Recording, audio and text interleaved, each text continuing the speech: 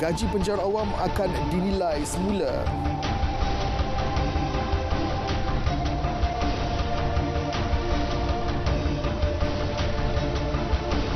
Salam sejahtera dan salam Malaysia Madani. Anda bersama saya Mohan Jenasami, Berita Tengah Malam. Penilaian semula berhubung isu gaji penjawat awam bakal dilaksana terutama di peringkat rendah. Perdana Menteri Datuk Seri Anwar Ibrahim ketika memberi jaminan itu meminta agar penjawat awam memberikan sedikit masa bagi menyelesaikan isu tersebut. Memang saya tahu upah penjawat awam terutama di peringkat rendah dan menengah tidak memuaskan. Sudah sampai ketikanya kita buat penilaian dan kajian semula. Beri saya tempoh 1 tahun.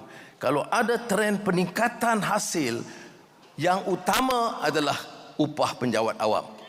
Sementara itu, segala bonus dan apa-apa kemudahan kesihatan, pendidikan yang harus kita bantu, saya akan segerakan sebaik ada keuntungan. Itu sudah saya jamin, saya jangan bimbang. Beliau menyampaikan amanat sempena sambutan Hari Pekerja 2023 di Putrajaya. Tambahnya aspek pemikiran yang lebih luas oleh semua pimpinan tertinggi turut ditekankan bagi memberi pengiktirafan dan penghargaan kepada semua pekerja.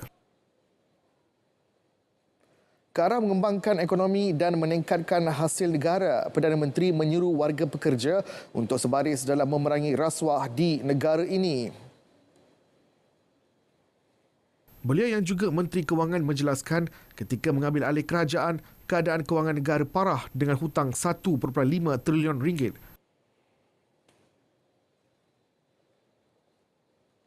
Sebab itu saya katakan, kalau mau ekonomi berkembang, kalau mau hasil bertambah, kita kena lawan dan hapuskan perasuah-perasuah besar ini. Dan saya mau pekerja. Saya mau bekerja sama barisan dengan saya. Kita bangkit dan perang terhadap golongan yang merasuah negara ini. Langkah penjimatan yang diambil kerajaan serta usaha memerangi rasuah akan membolehkan hasil negara bertambah, sekaligus rakyat mendapat manfaat daripadanya. Komitmen nyatakan Perdana Menteri untuk mengkaji semula gaji penjara awam dan gesaan menaikkan upah pekerja swasta menerima reaksi positif penyidik dan ahli akademik. Kita juga ingin melihat kebajikan pekerja, dua kalangan penjawat awam dan juga pekerja di swasta. Lain isu selain gaji diberi perhatian seperti tempat tinggal dan sebagainya. So ini sangat penting kerana saya dapati bahawa selain gaji upah, kita juga telah melihat lain-lain sektor seperti jalan raya, tol dan kawalan harga barang, dan semua tu diambil sebagai satu package dengan kenaikan gaji. Kalau tidak, kenaikan gaji tidak datang dengan keadaan aspek-aspek saya tekankan ini, maka pekerja masih lagi dalam keadaan keperitan. Saya berharap kerajaan menjalankan kajian impak kos sara hidup sebelum langkah meningkatkan gaji dijalankan.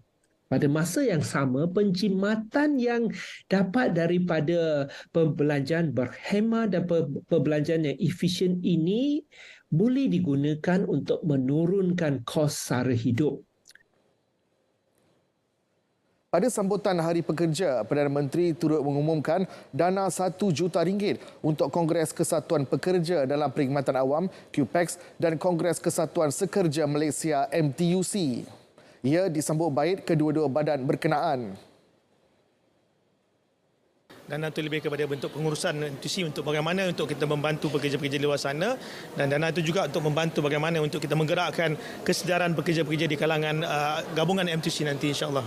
Bagi tujuan untuk pentadbiran dan juga kursus-kursus keahlian, termasuk juga cadangan-cadangan balas melalui kajian-kajian yang akan dibuat oleh QPEX sendiri mengenai dengan menggunakan peruntukan yang telah pun diberi oleh pihak kerajaan. Kaedah baru bagi pelaksanaan gaji minimum akan rangka bagi memastikan kebajikan pekerja di negara ini terbela. Menteri Sumber Manusia V. Sivakumar menyifatkan pelaksanaan gaji minimum RM1,500 agak rendah. Ujar beliau, majikan perlu memastikan gaji yang diterima pekerja setimpal dengan kemahiran dan pengetahuan mereka.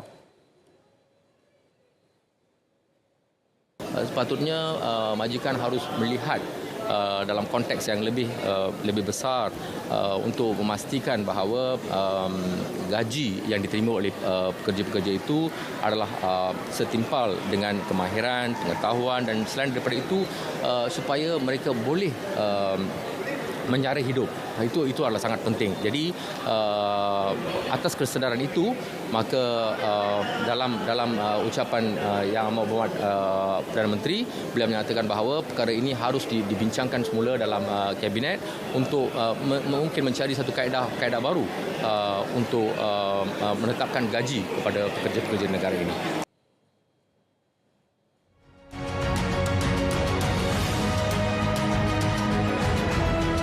Pekerja Pemangkin Wadah Malaysia Madani.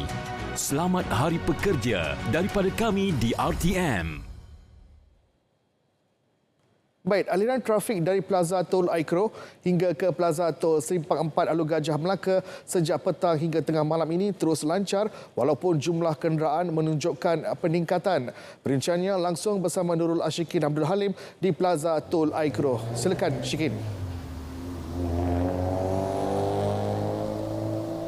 Baik Mohan, terima kasih langsung dari Plaza Tol Aikro bersama saya Nurul Ashikin Abdul Halim dan seperti anda dapat saksikan di belakang saya ketika ini keadaan di Plaza Tol Aikro yang mana kenderaan keluar ke Lebuh Raya Utara Selatan dan kenderaan yang masuk ke Melaka ketika ini semakin menunjukkan penurunan berbanding petang tadi. Dan sedikit kalau boleh saya kongsikan tinjauan saya dari RNR Aikro ke Tol Simpang 4 Alur Gajah dan juga dari Plaza Tol Simpang 4 Alur Gajah menuju ke Plaza Tol Aikro Melaka ke sebentar tadi menunjukkan aliran trafik di kedua-dua arah di Lebuh Raya Utara Selatan berjalan lancar. Malah berdasarkan maklumat daripada pihak PLAS sehingga jam 10 malam tadi sahaja lebih 51,000 kenderaan direkodkan memasuki Lebuh Raya Utara Selatan dari ketiga-tiga Plaza Tol di Melaka iaitu Plaza Tol Jasin, Plaza Tol Aikro dan juga Plaza Tol Simpang 4 Alur Gajah dan itu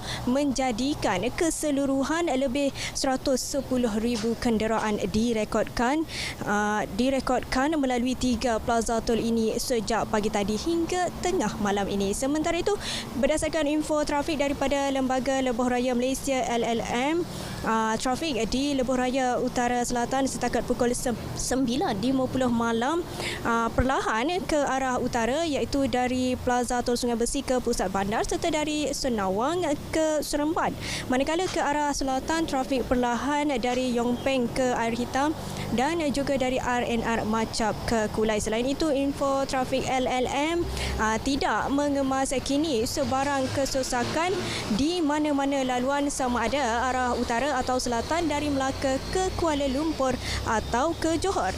Dan sedikit kemas kini daripada pihak PLAS pula, laluan Smart Lane iaitu di kilometer 259 ke kilometer 262.3 arah utara iaitu laluan dari Port Dickson ke Seremban telah dinyaaktifkan pada jam 11 malam tadi berikutan keadaan trafik yang terkawal. Justru kepada pengguna Lebuh Raya, berhati-hati memandu dan semoga selamat sampai ke destinasi. Dan kepada yang mula bekerja pada hari esok, selamat bekerja dan kepada para pelajar selamat kembali ke sekolah.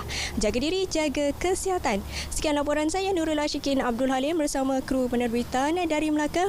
Kembali ke studio bersama Mohan. Silakan. Terima kasih Syikin. Baik, sementara itu di Lebuh Raya Utara Selatan dari Bukit Kayu Hitam sehingga Sungai Petani, trafik meningkat bermula tengah hari tadi. Trafik juga bergerak perlahan kira-kira pukul 3 petang berikutan berlaku kemalangan kecil di kilometer 76.7 arah selatan membabitkan beberapa buah kenderaan. Sementara itu pengguna di kawasan rehat dan rawat gurun arah selatan juga bertambah. Bagaimanapun keadaan masih terkawal. Alhamdulillah. Kali ni kan rasa puas lah. Boleh pergi raya macam gerak bebas lah apa kan. Macam sebelum ni tak dapat jugalah yang nak berkumpul masa tahun-tahun dulu macam COVID kan. Lah rasa puas lah tahun ni. Fit tu macam tu jugalah, jam jugalah. Jam juga ada ada jam jugalah. Lebih mudah dan cepat lah. Untuk ni lah tapi risiko jugalah kalau hujan. Ada kena hujan sekejap kena. Ada kena kat hujan tadi. Jadi tadi jam dekat mana tadi?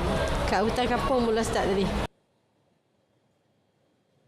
Jabatan Meteorologi Malaysia Met Malaysia mengeluarkan status cuaca panas tahap 1 berjaga-jaga bagi kawasan padan terap di Kedah dan Jempol di Negeri Sembilan.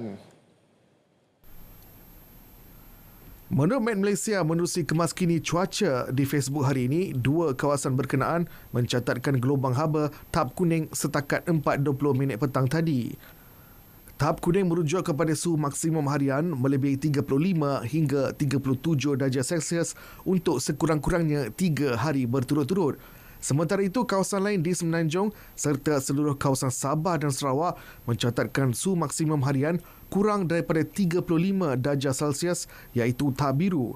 Met Malaysia sebelum ini memaklumkan fenomena cuaca panas dan bahang yang melanda di kebanyakan kawasan di Semenanjung diramal tidak akan berpanjangan.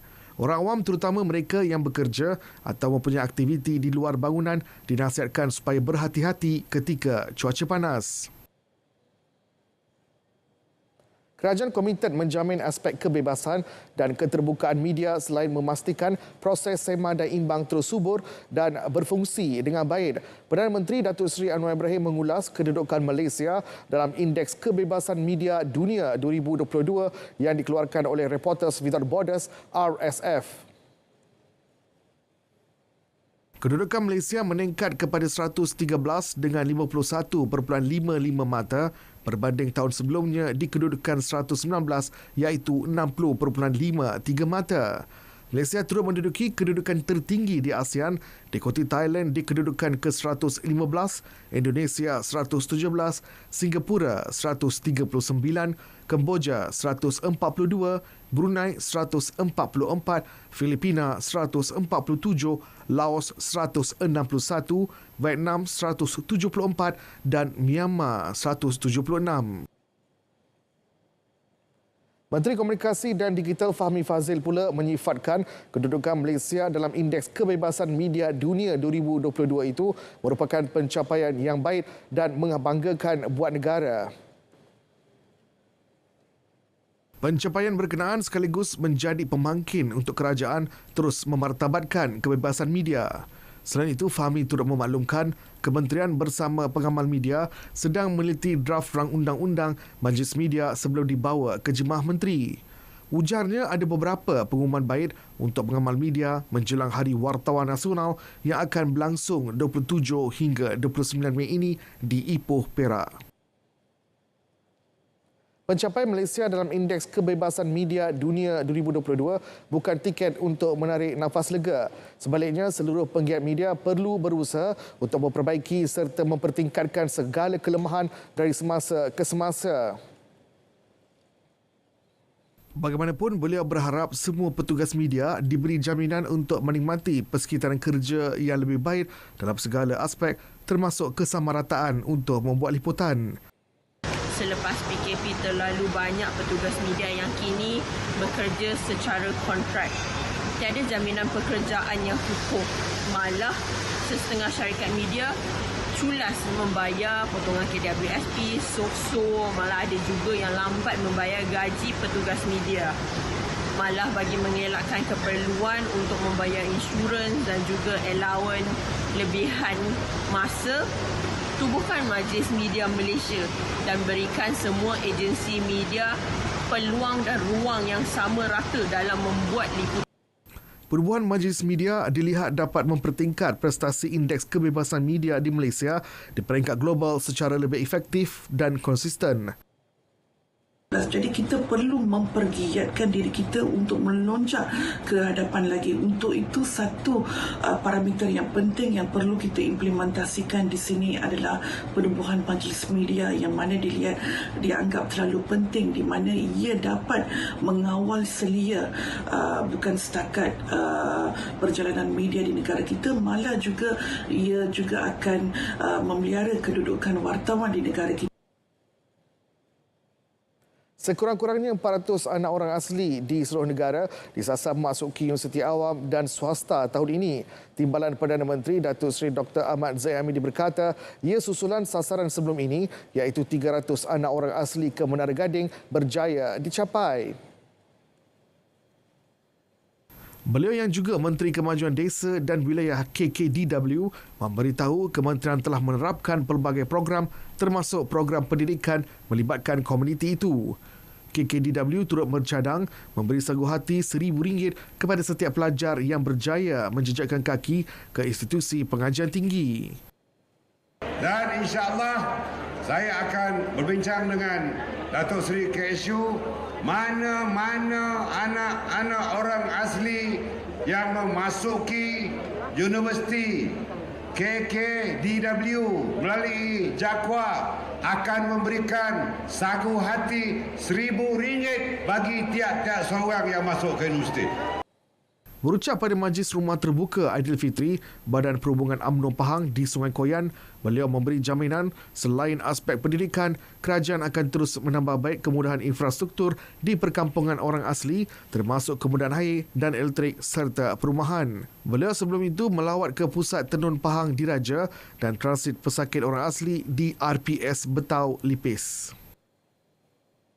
Proses pembahagian kerusi antara parti dalam kerajaan perpaduan untuk 6 pilihan raya negeri PRN tidak boleh dilakukan secara tergopoh-gopoh. Datuk Seri Dr. Ahmad Zahid Hamidi menjelaskan pendekatan itu juga diambil bagi mengelakkan pertembungan atau sebarang permasalahan yang mungkin timbul. Beliau yang juga Presiden UMNO berkata justru semua parti dalam kerajaan perpaduan akan mengadakan perbincangan di peringkat negeri sebelum dimuktamadkan ke peringkat nasional. Maka kita tidak akan membuat keputusan tergopoh-gopoh kerana kita merasakan bahawa bukan saja soal kemenangan atau kebolehmenangan tetapi soal penerimaan oleh para pengundi dan juga likability iaitu seseorang calon yang disukai dan sesuai dengan cita rasa pengundi di kawasan-kawasan berkenaan.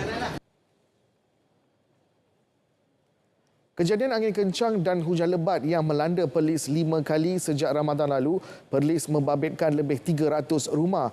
Dalam kejadian terbaru bermula pukul 5 petang hingga 9.30 malam tadi, 12 rumah rosak akibat bumbung diterbangkan angin.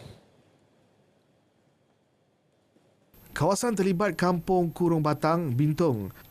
Ketua Pegawai Eksekutif Majlis Agama Islam dan Adat Istiadat Melayu Perlis, MAIPS Muhammad Nazim Muhammad Nur memaklumkan pihaknya telah turun ke lokasi sebaik sahaja kejadian berlaku dan kini sedang menyelaras serta mengemaskini anggaran sebenar kerosakan setiap rumah terlibat berdasarkan laporan dan tinjauan ke setiap rumah terjejas. Bagi kerosakan kecil, bantuan membaiki kediaman akan diuruskan Jabatan Kebajikan Masyarakat, manakala bagi kerosakan besar dikendalikan MAIPS. 3 kru kapal laporkan hilang, manakala 25 kru lain berjaya diselamatkan selepas kapal tangki dinaiki mereka terbakar 4 petang tadi. Pengarah Agensi Penguasaan Maritim Malaysia Maritim Johor Laksamana Pertama Maritim Nurul Hizam Zakaria berkata kapal tangki itu terbakar di kedudukan 37.5 Batu Nautika Timur Laut, Tanjung Sedili. Kapal tangki terbabit yang berdaftar dari Gabun, Afrika Selatan itu dilaporkan dalam perjalanan dari China menuju ke Singapura. Operasi cari lamat diaktifkan bermula 4 petang melibatkan bot ronda maritim Malaysia Petir 12. Punca kejadian masih dalam siasatan.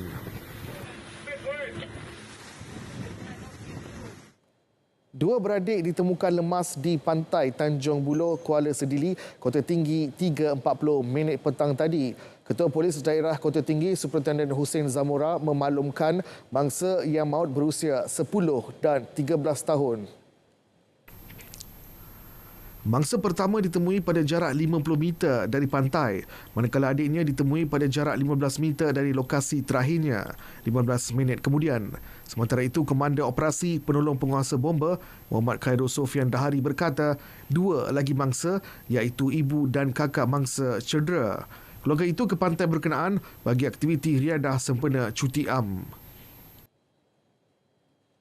Di Kedah, dua lelaki diberkas di ladang kelapa sawit Kampung Balik Bukit lunas ketika sedang memproses air ketum. Ketua Polis Daerah Kulim, Superintendent Muhammad Rizwan Saleh memaklumkan hasil serbuan menerusi obstapis khas di sebuah pondok 330 bungkusan air ketum yang sudah siap dimasak dirampas. Kedua-dua lelaki terbabit juga dicekup bersama 38 guni daun ketum yang belum diproses. Siasatan mendapati salah seorang daripada mereka mempunyai rekod jenayah lampau berkaitan dadah. Dua suspek terbabit direman 4 hari bermula hari ini. Kes disiasat mengikut Seksyen 30-3 Akta Racun 1952. Stesen Radio Negeri FM komited menjadi wadah utama menyampaikan informasi terkini dengan mengekalkan identiti menerusi segmen tonggak Moncak Potang. Sebelumnya dikenali sebagai Ogok Potang, Moncak Potang dijenamakan semula dengan menampilkan barisan juruhebah asal dan baru iaitu Nen Tebabu dan Amir Ashraf Rosidan. Ikuti laporan wartawan Ammar Irfan Ar-Rahmat. Penerbitan segmen Moncak Potang merupakan salah satu usaha Negeri FM dalam mematabatkan dialek Negeri Sembilan.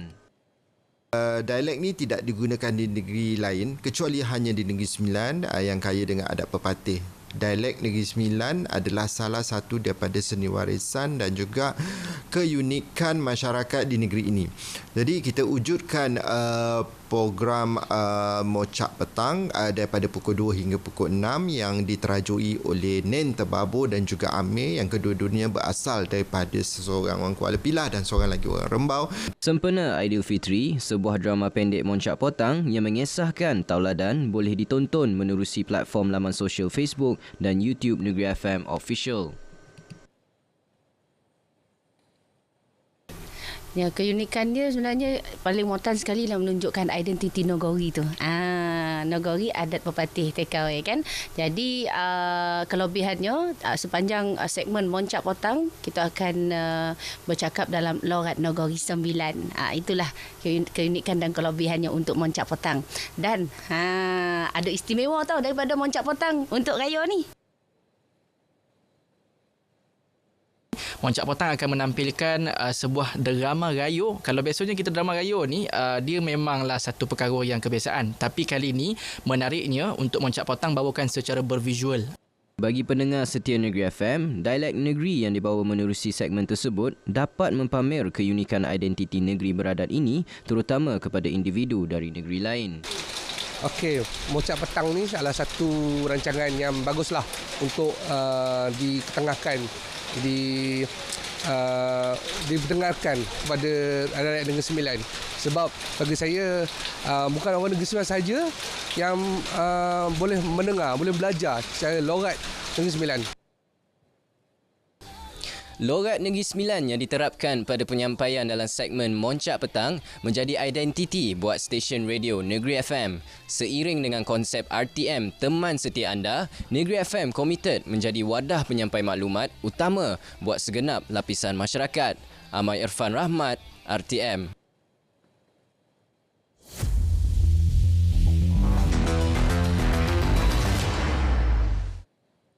Baik, kita ke perkembangan bola sepak. Liga Bola Sepak Malaysia MFL mengakui terdapat tunggakan bayaran wang kemenangan pada musim 2020 kepada kelab Johor Darul Takzim JDT dan dijangka dapat dilangsaikan sepenuhnya tahun ini. Presidennya Dato' Abdul Ghani Hassan berkata wang kemenangan itu akan lunaskan secara berperingkat pada Ogos dan Oktober ini. Beliau bagaimanapun enggan mendedahkan jumlah sebenar tunggakan berkenaan. Memang ketika itu MFL dalam keadaan begitu tertekanlah sebabkan penajaan, menarik balik penajaan, mengurangkan penajaan dan sebagainya. Maka sebagai mantan Presiden MFL, Tengku memahami keadaan ini dan bersetujulah di atas permintaan saya ketika itu untuk melengahkan. Tetapi bagi kelab yang lain yang punya hadiah tunai, kita jelaskan tidak ada apa-apa tunggakan. Sebelum ini, Tunku Ismail mendedahkan Persatuan Bola Sepak Malaysia FAM mempunyai hutang lama yang belum dilunaskan dan mahu ia ditolak sekiranya JDT dikenakan denda susulan 3 kejadian membakar suar oleh penyokongnya dalam saingan Liga Super. Ini pula berita bola sepak Liga Super. Ketua Jurulatih PDRM Azmi Aziz berpuas hati dengan peningkatan prestasi dan persefahaman dipamerkan oleh anak buahnya meskipun tewas 4 perlawanan berturut-turut.